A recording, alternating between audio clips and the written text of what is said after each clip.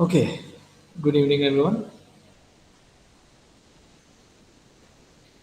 So, I want to tell you about an equivalent formulation of the four color conjecture. Well, back then it was a conjecture that was found by Tate in 1880. So, Tate found a way to rephrase the four color conjecture using edge colorings or equivalently using matchings. We will define both of those. And that formulation was correct. The problem is that Tate then made some incorrect conclusions about the new formulation and convinced himself that he had proved the four color theorem. But that was found to be false by Peterson 11 years later. Right? So I want to tell you about this formulation, which is really beautiful, and it also gives a nice way to bridge to edge colorings and matchings, which is going to be the main content of our next one or two modules of the course. Okay, so let's talk about edge colorings and matchings before we talk about Tate's formulation. Okay, so standard definitions. Instead of coloring vertices and faces, one can also color the edges of a graph. Why not? So, a K edge coloring of a graph is an assignment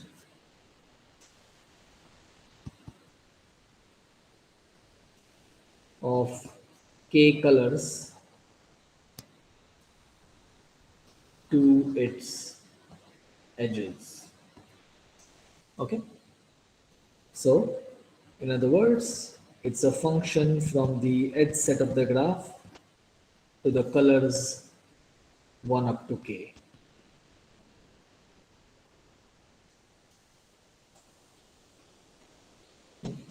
And as usual, we will say that the coloring is proper if no two adjacent edges receive the same color.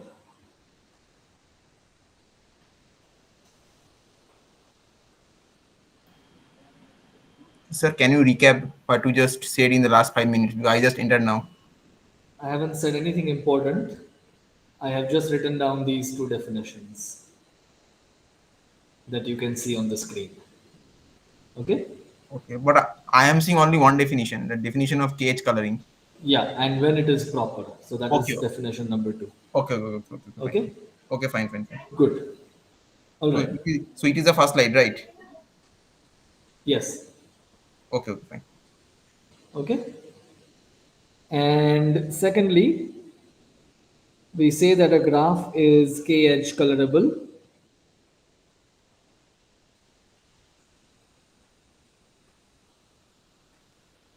if it admits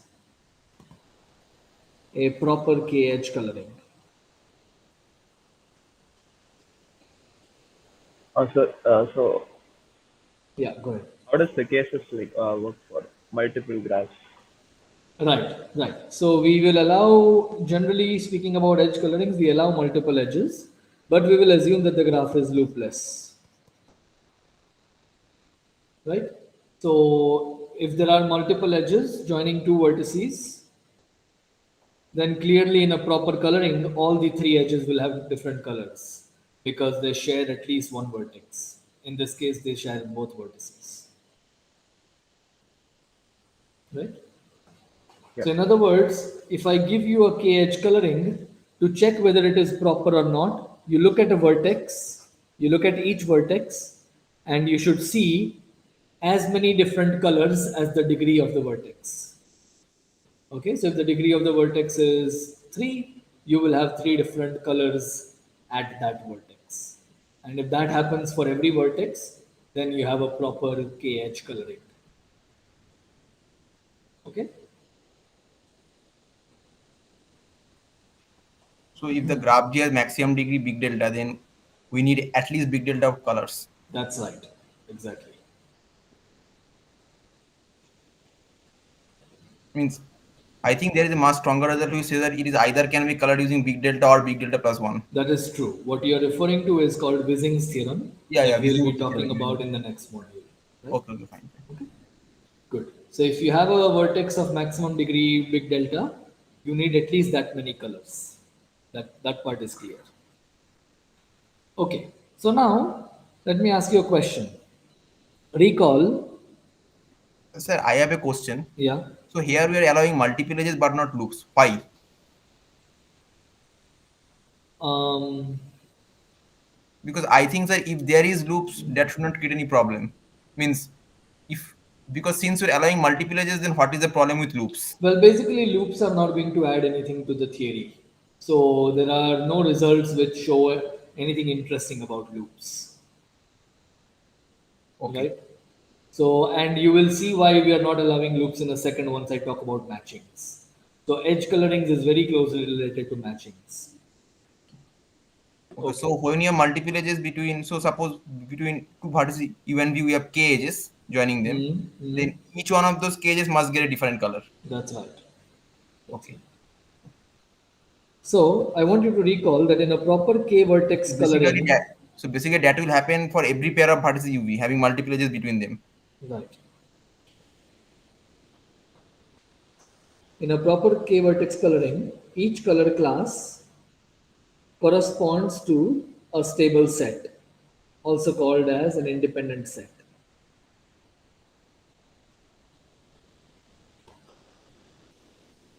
Right? So I want to ask you, what do color classes correspond to in a proper K edge coloring? Means it will be matching, right? It is a matching. In a proper K edge coloring, each color class, so which means you look at all the edges that receive a particular color.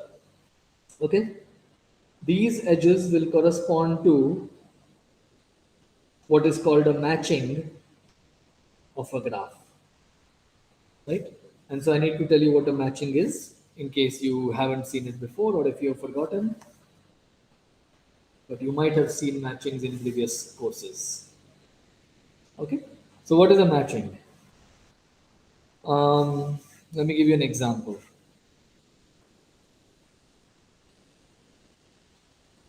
Consider this graph here. Okay? And let's color the edges as follows. Let's say I put these as red edges. I put these as blue. I put some edges as green. And let me put a fourth color for the sake of making it interesting as this edge. Okay, so you have red, blue, green, and orange. Okay, and now what happens is if you look at any vertex, if you look at any vertex, you will see at most one edge from each color. Okay, such a set of edges is called a matching. So a set F of the edge set of a graph is a matching if when you look at any vertex, you will see exactly one edge from this set. Sorry, at most one. It could be 0 or 1. So, for example, at this vertex V, you have a red edge, you have a blue edge, you have a green edge, but you don't have any orange edges. But that's okay because it has to be 0 or 1 at each vertex. Okay?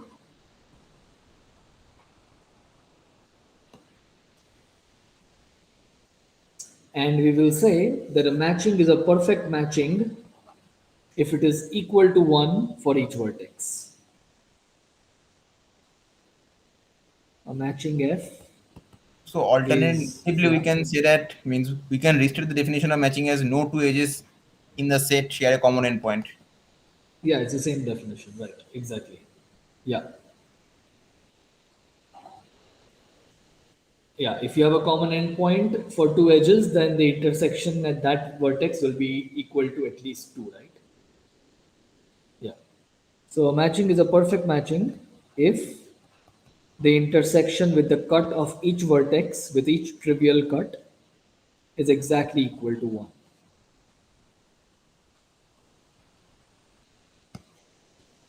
Okay? So what you have here is you have four matchings: red, blue, green, and orange. And among these four, two of them are perfect matchings. It is the blue one and the green one. So blue and green are perfect matchings, and red and orange are matchings, which are not perfect.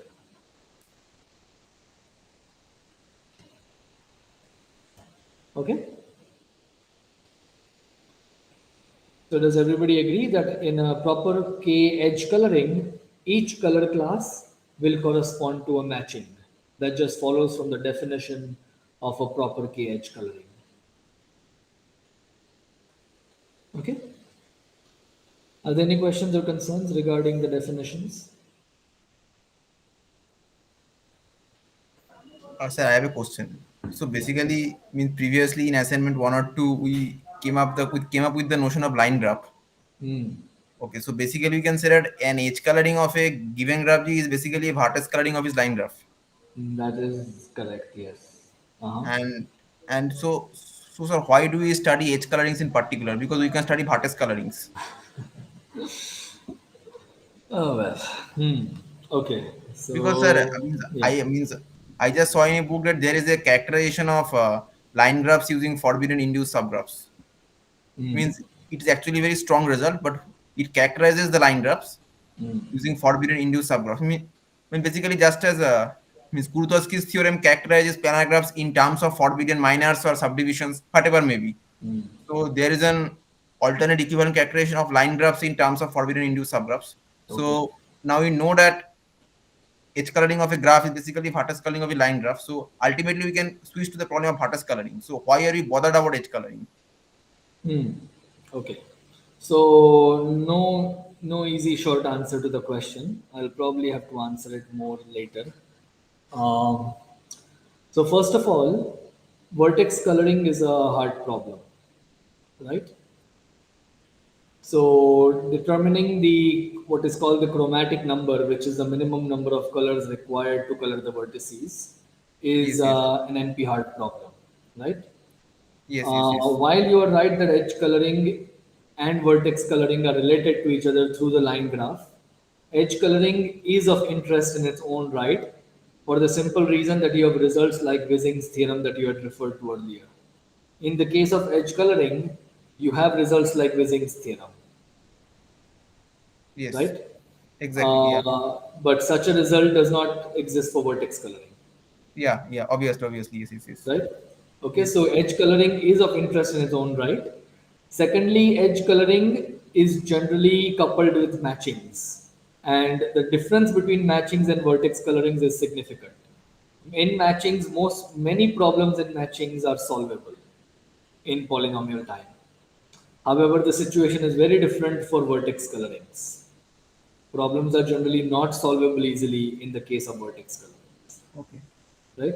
So typically, edge colorings are also studied in conjunction with matchings, Okay. right? So basically, most of the problems related to vertex coloring they are NP hard or NP complete, something like that. But That's right. whenever we but whenever we switch to edge colorings, the problem becomes in P. Means the problem Exactly. becomes polynomial time solvable. Polynomial solvable. Okay. Okay. For many matching theory problems, the problems are polynomial time solvable. Again, Polynomial they time are solvable. not trivial. They are not trivial generally. They are generally the most non-trivial polynomial algorithms out there. But they are very interesting and they are generally polynomial time solvable problems. Okay. Right? So yeah, but in general, if you look at the literature out there, I think there is a lot more work going on vertex colorings than on edge colorings. And that could be due to the thing you mentioned about the connection through the line graph. Okay. Yeah. Okay, good. All right. Any other questions or concerns regarding these terms? Okay, I have one last question. So now I want you to consider the following situation. Supposing that you have a k regular graph, right?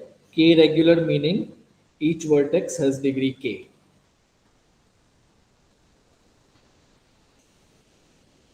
And let us suppose that this graph is k edge colorable. That is k edge colorable. Okay, it doesn't have to be the case. There are k regular graphs that are not k edge colorable. Can anybody Yes, give me an example? I think Peterson Complete graph. graphs. Peterson graph is one example. Peterson graph is three regular, but it is not three edge colorable. Yeah. Means Uh, it is actually more specifically it is 4H colorable. It can be shown. yes, that is true. Can you give me a simpler example? Can someone give me a simpler I example? think it can be K3. K3, or in fact any odd cycle. Odd Any cycles odd are two regular graphs, but you cannot color the edges with two colors. You can alternate red, blue, red, blue, red, blue, and the last one you will require a new color. Right? So, but let's suppose that you have a K regular graph that is K edge colorable, and consider a proper K edge coloring of this graph. So now I want you to tell me, what do the color classes look like? So basically there will be matchings in There will G. be matchings, but there will be more than matchings. What do I the think color they will classes? be I think they will be perfect matchings. Perfect matchings. Exactly. Each color class will be a perfect matching.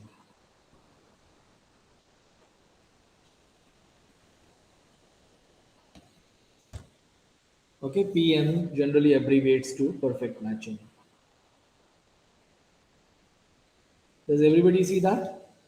Every vertex has degree k. So let's suppose k is equal to 3. So you have a three edge coloring, a proper three edge coloring, red, blue, green, let's say are your colors. So whenever you look at a vertex, you will have exactly one red colored edge, one blue, and one green. So each of the color classes, red, blue, and green, they correspond to perfect matchings in your graph. Okay?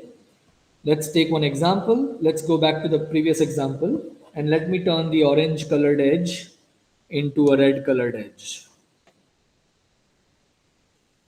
And now you have three perfect matchings in this graph.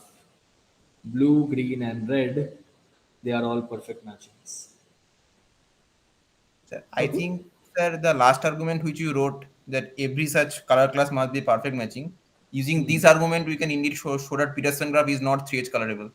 Because Peterson graph is three Right. regular. If it is indeed 3H colorable, then there will exist three disjoint perfect Right, right. matchings. You can complete that. So I'll give that as an exercise. So do it yourself. The following. Show that the Peterson graph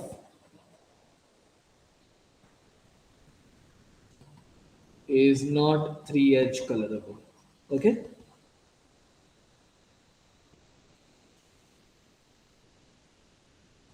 And in fact, you can also show that it is four edge colorable.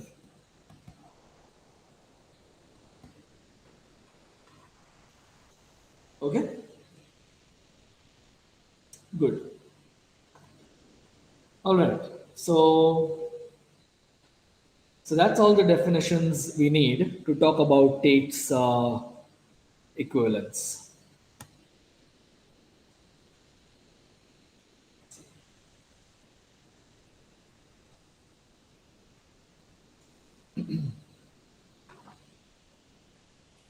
I think I will mention one more last thing. A perfect matching can also be thought of as a one regular spanning subgraph of your graph. A perfect matching is a one regular spanning subgraph, which means it contains all the vertices. So you can think of a perfect matching as containing all the vertices and containing just exactly as many edges so that you have a one regular subgraph, which means that each vertex, the degree is equal to one, right? Which is exactly this condition here. we could have easily defined the matching the same way, right? One regular subgraph. Um, yeah, one regular subgraph, but not necessarily spanning. That's correct. Yeah. Yeah, yeah. Or if you want it to be spanning, you would call it a 0 comma 1 regular, which would mean that the degrees are 0 or 1. Yeah, right. But there is a reason I'm talking specifically about perfect matchings because this viewpoint is quite helpful sometimes. Okay. Okay. All right. So now let's talk about um, Tate's conjecture. So this is what Tate showed in 1880. The four color conjecture, back then it was a conjecture, is equivalent to the following statement.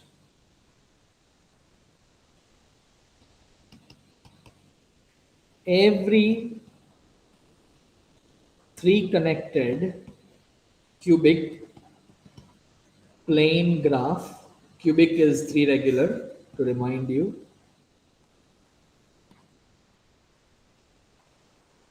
is three edge colorable.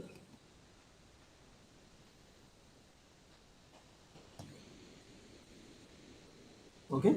The example we were looking at in the previous page is an example of this kind of graph. It is a three connected Sir, I have a cubic plane question. So graph. why do you precisely mean by two conjectures being equivalent? Right. One is true if the other is true, and vice versa. Okay. Right. Okay. Means can we say that if means if one conjecture is solvable, then using the proof of this conjecture we can solve the proof of the other one and vice versa, something Well, like that. it just implies the other one. If the four color conjecture is true, then this conjecture that I've written down here is true.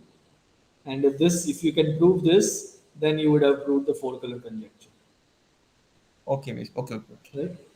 So we will discuss why it is equivalent. We will prove this. Okay. This So part we will prove. basically Tate showed the equivalence of these two conjectures. Right. Okay, okay. Exactly. Okay.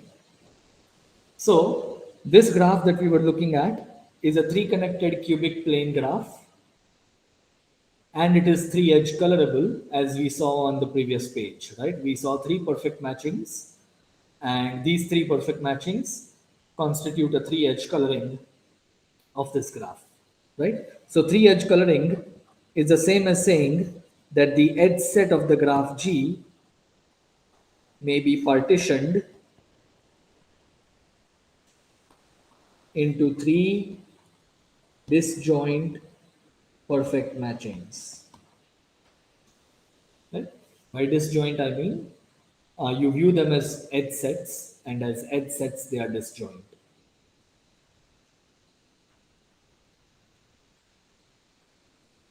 Okay.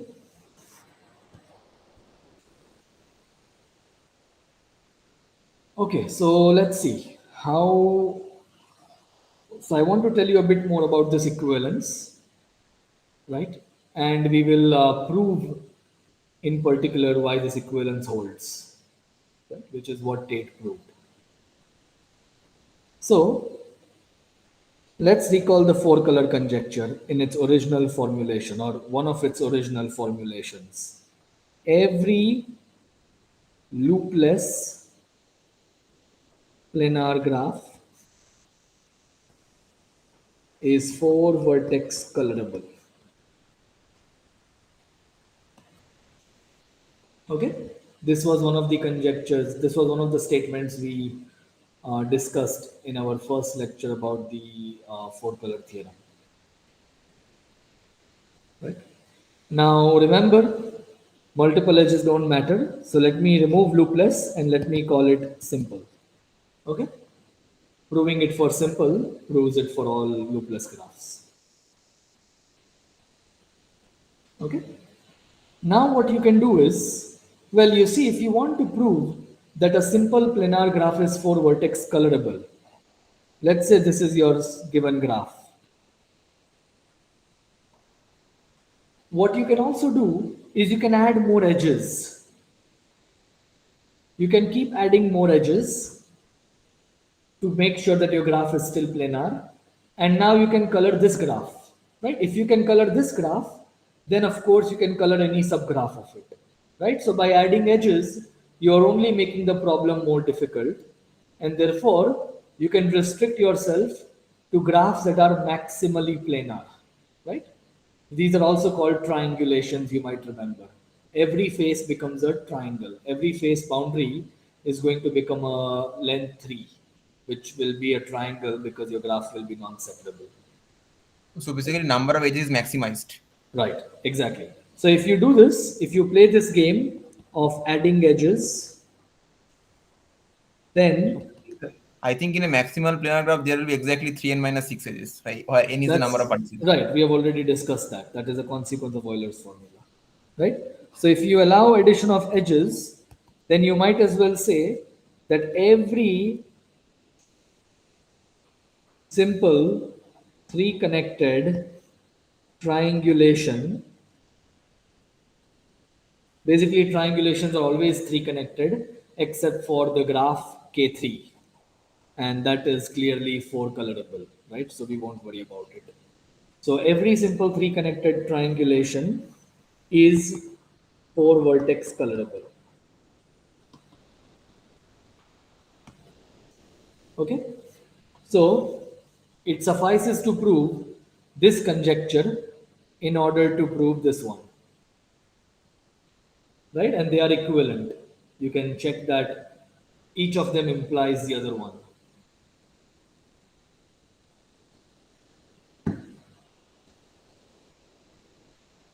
Okay, are there any questions or concerns? So now you have a triangulation. Well, now we can do one more thing. We can take the dual of the triangulation. What will the dual of a triangulation look like?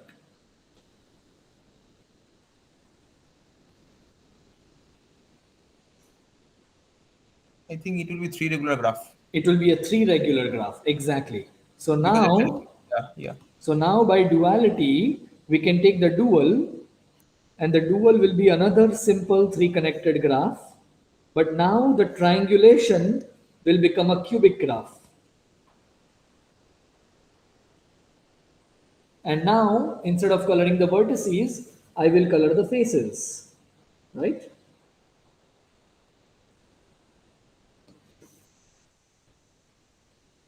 Okay, so if we can prove this, then we would have proved the above two conjectures. They are all equivalent to each other. Are there any questions or concerns? So basically, if you can prove the last one, every simple three connected cubic planar graph is four face colorable, then the other two which you have written follows from this last one. Exactly. Okay. Right? Okay. Sir, I don't And understand. yeah. Obviously, if a loopless planar graph is four colorable, then triangulation will also be.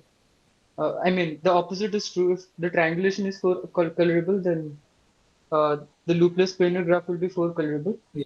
But I don't see why the other direction should The follow. other direction also holds because triangulations are loopless planar graphs, right? So if you prove the first statement, You would have also proved it for the triangulations because they are also planar simple graphs, I think this is Okay, because okay, right, right, right. any right? plane graph, Fine. Right?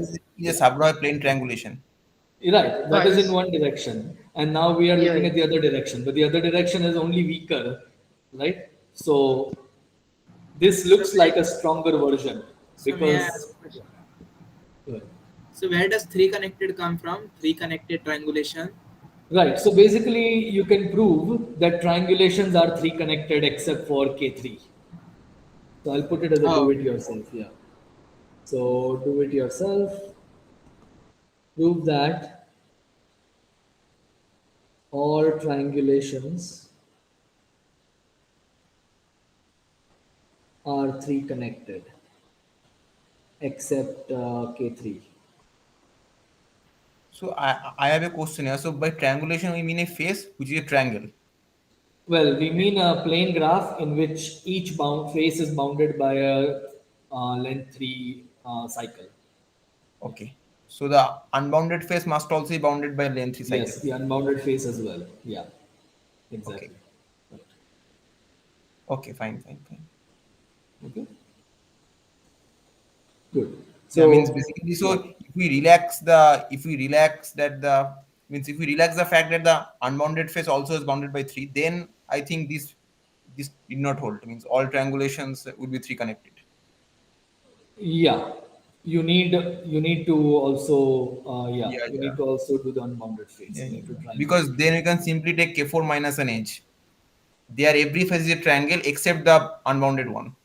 Right, Means- right. Yes, Okay. yes, that's right. So there it will not be 3 connected because it is a two Right. vertex graph. No, you need every face to be a triangle. That's right. Yeah, exactly. Yeah. Okay, fine. Okay. Good. So just to make sure that everybody's on the same page, if you have each face being a triangle bounded by a triangle in the dual graph, it will mean that the corresponding vertex will have degree 3. So triangulation will translate to cubic graph. Okay.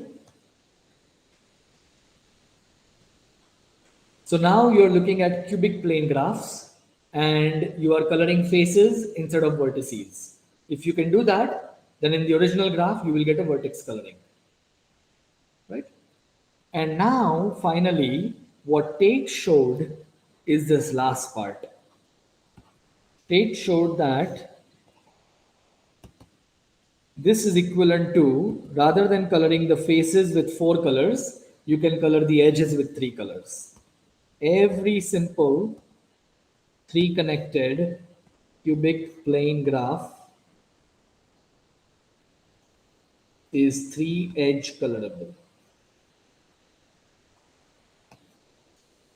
Okay, and this is theorem 11.4, which I'm about to state due to Tate 1880. Okay, so now let me just put down what theorem 11.4 is. So if one can solve the last conjecture, then the 4 color conjecture is solved.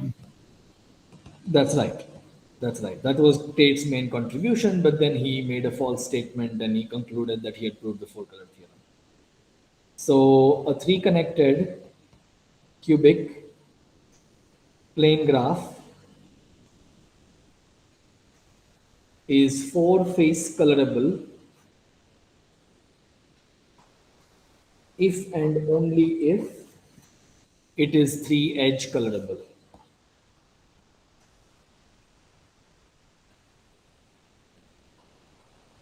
Okay. No, So but I still have a yeah. question. I still have a question. But Yeah. so it is a theorem, first of all. Yeah. So it has a well-defined proof. So where did he make the mistake exactly? No, there is no mistake in this proof. This proof is fine. The problem is now in order to prove the 4 color theorem, he wanted to prove this statement, right? Every He simple said plane graph is stage colorable. Yeah, exactly. He said I will exactly. prove this. Okay? And Okay. it is in this that he made a mistake. Okay. Right? I got So your point. the theorem 11.4 he had a correct proof of it. Okay. So basically, he correctly established the equivalence of the two conjectures, He did. but He did. in proving the second conjecture, which you have shown in box, he made a mistake. Exactly. Okay. Exactly. Fine. Okay? Good. All right. So, are there any questions or concerns regarding all these equivalences? Right. The first three equivalences, the first two are clear. One is by adding edges. Second is by duality, and the last equivalence is due to Tate's theorem that we still need to prove. Okay. But once we prove Tate's theorem, then the last equivalence also follows. Okay, so will we see his mistake in this course? Means his mistake in the proof in this course. I'll tell you his mistake. I'll tell you what mistake Tate made. Okay. In fact, given the amount of time we have, let's see. So Yeah, basically, yeah. who pointed out the mistake in his proof? Means he himself or some other guy? No, it was 11 years later Peterson who saw the mistake in Tate's proof, and so Tate's proof of the four color theorem was invalidated. It was no longer considered a correct proof, right? Okay. Yeah. So basically, for this 11 years, people consider it to be a theorem, four-color theorem, Sorry. because Sorry. because Tate gave a proof Hmm. of the conjecture which you have shown in box, Hmm. and 11 years later, Peterson showed that his proof is actually wrong. There is a mistake. That's right. So for these 11 years, people understood that, means mathematicians understood that basically it is indeed a theorem. Four-color conjecture is indeed a theorem. Yeah, I don't know how well connected mathematicians were back in the day. So whoever knew about it thought of it as a theorem, and whoever did not know about it probably thought of it as a conjecture, right? I don't think Okay. the world was that well connected. But yeah, Okay.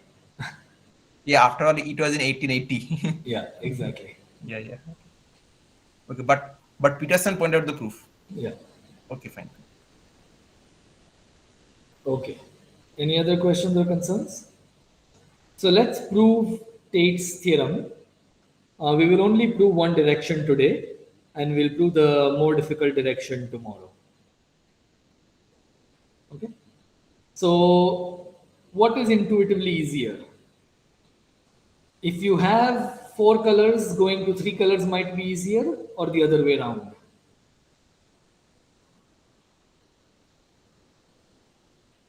So I think, sir, means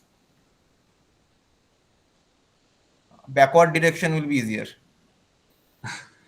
It turns So out I the think contrary. 4 phase to 3 edge will be more intuitive. Yeah, so going from four to three turns out to be actually easier because it's easy to, in some sense, you have more information in the four phase coloring, or it seems like you have more information, and then from there you can get a three edge coloring. But from three edge coloring to go to four phase coloring turns out to be a bit less trivial or a bit more non trivial. Okay, so here is the proof. So G is a three connected cubic plane graph.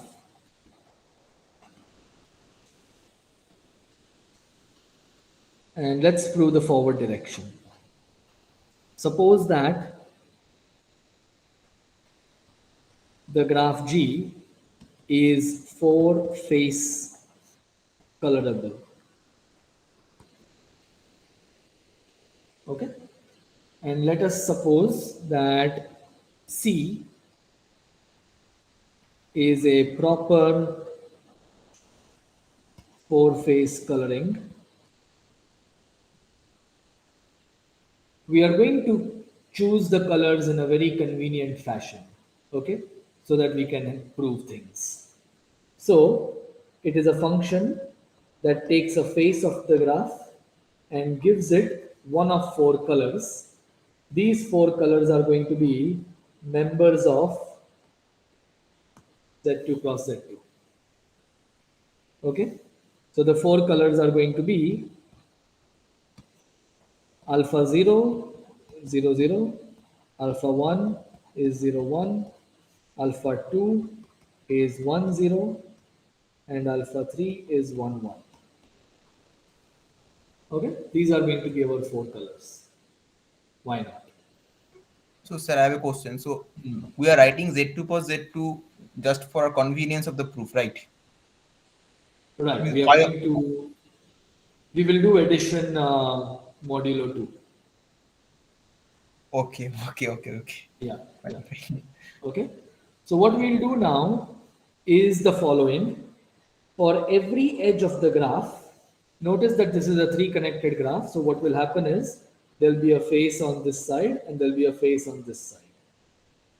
Right? Each edge will be on the boundary of exactly two faces, F1 and F2. Right? In particular, this edge is not a cut edge. Therefore, F1 is not the same as F2. They are two different faces. That is the point I'm trying to make. So, what we will do is we will now define colors for the edges as follows. For the edge E, the color of E will be the color of F1 plus the color of F2. Okay? So basically, this addition is addition modulo 2, right? CF1 plus Right. CF2. Right. Modulo 2. Exactly. Right? So, because F1 and F2 are two different faces that share an edge, the color of F1 is not equal to the color of F2. And therefore, when you do the addition, you will get one of three possibilities, alpha 1, alpha 2, and alpha 3. You can never generate 0, 0, because the only way to generate 0, 0 is if color of F1 is equal to color of F2. But this is a proper four-phase coloring, so that cannot happen. Right? So I have a question. So when you're adding, so CF1 is a ordered pair and CF2 is also an ordered pair. So Right. when you're adding, we are component wise, we are doing modulo 2, right? Yes, component wise. Adding Yes. component wise, we are Exactly. doing addition and modulo 2. Okay, fine. Exactly.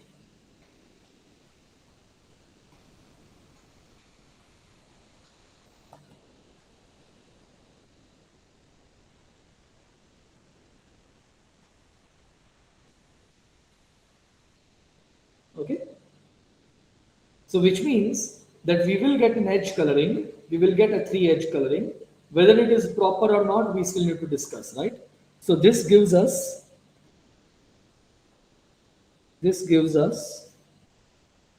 a three edge coloring of the given graph G. Why is this a proper three edge coloring? So let us consider any vertex. Okay? It's a cubic graph. So we will have three faces, alpha I with face with color alpha I, face with color alpha J, and a face with color alpha K. Right? And these are all different from each other. Right? Because any two share an edge. Alpha I plus alpha K plus alpha J is equal to 0, so the edges must also be 0. Sum That's of right. edges must also be 0. Exactly, exactly. So in particular, this edge will have color alpha I plus alpha j. This one will have color alpha j plus alpha k, and this one will have color alpha I plus alpha k. Right? And now you can see that all these three have to be different from each other, because the only way for any two of them to be equal, supposing these two are equal, alpha I plus alpha j, supposing it is equal to alpha I plus alpha k, how is that possible? The only way this is possible is if alpha j is equal to alpha k, right? And that is a contradiction because they are two faces that share an edge, so they cannot have the same.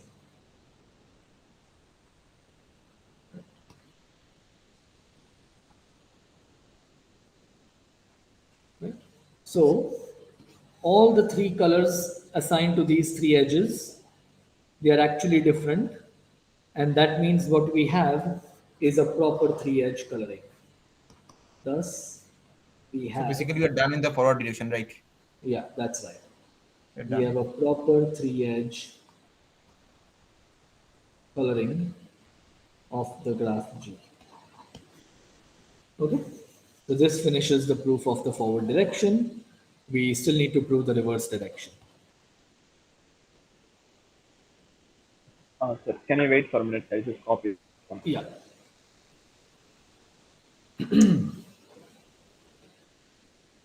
Here we're assuming the graph is the triangulation graph, right?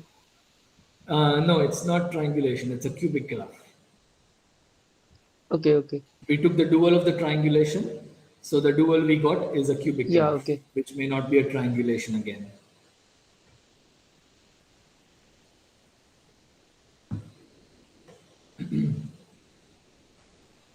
So dual of a triangulation need not be a triangulation, right? In fact, I think it is almost never going to be a triangulation. Maybe K4 is the only example, but I would have to prove it. Okay. Yeah. I mean, basically, dual of a triangulation. Means so K4 is an example where dual of a triangulation is a triangulation, and you are saying that it is the only such example. I think so. It might be the only such example. I will have to check that. I'll have to try to prove it or find a counter example. Yeah. You can proceed. Okay. Thanks. All right. So, are there any questions or concerns regarding how this proof worked? The first direction, right? The second direction, which is more difficult, is yet to be done. We will only be able to finish that tomorrow. We don't have much time left. But before that, I will give you two exercises, which will be useful in proving the reverse direction. So here are some exercises. What does the union of two perfect matchings look like? So if you take two perfect matchings in a graph, red and blue, and you take their union, what does it look like? Let me call this M1 and M2. I think it Okay. will be two regular graph. Right, so prove it. You might be on the right track. Second point, what if M1 and M2 are disjoint? Okay, so there is an additional condition. They are two perfect matchings, but they are also disjoint with each other. So in that case, what can you say about the union of the two? Okay, that is one thing I want you to think about. The second thing I want you to prove is the following. Prove that, I think if M1 and M2 they are disjoint, then only it will be two regular graph. If they are right, not disjoint, then it will give a subgraph where every vertex has degree between 1 and 2. right, that seems to be on the right track. Prove that each even plane graph is two-face colorable. Okay, so I'll tell you where we are going roughly with these do-it-yourself problems. So in the reverse direction, we are going to take a proper three-edge coloring of the graph G, right? So we have a proper three-edge coloring. So let's consider the three colors to be blue, green, and red. Okay. So each color class is a perfect matching of the given graph, right? Because it is a cubic graph, so it is three regular. So we have three perfect matchings: the blue perfect matching, green, and red. Now, from this three-edge coloring, we want to get a four-face coloring. What we are going to do is we are going to look at two perfect matchings at the same time.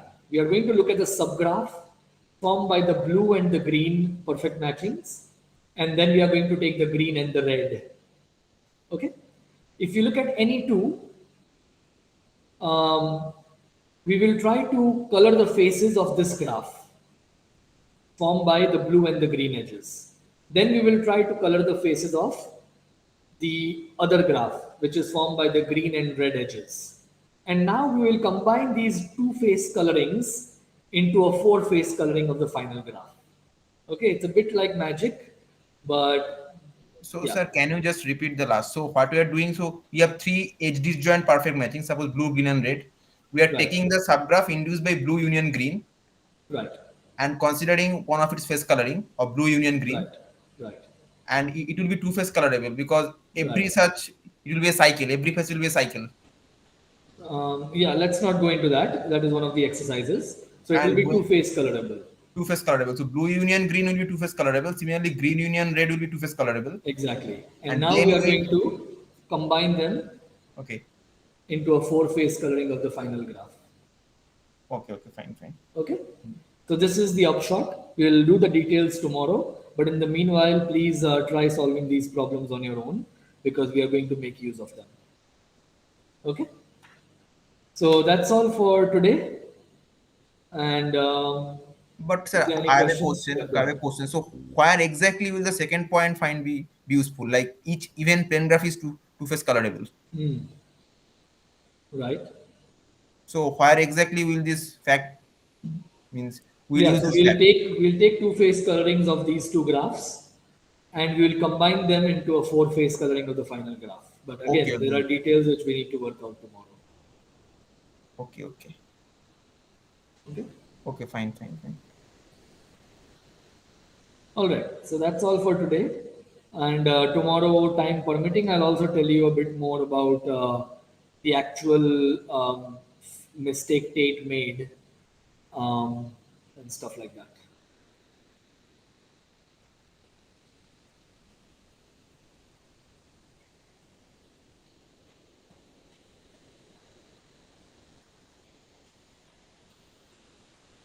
Well, one of the reasons I like to do this theorem is because, people always complaining about graph theory. Sometimes you're coloring vertices, sometimes you're coloring edges. You can color whatever you like and invent problems. But the point is that all of these things are connected. They are not just random artifacts that people are studying. There is a theory that connects many of these things. In particular, one place where they come together is the four color conjecture.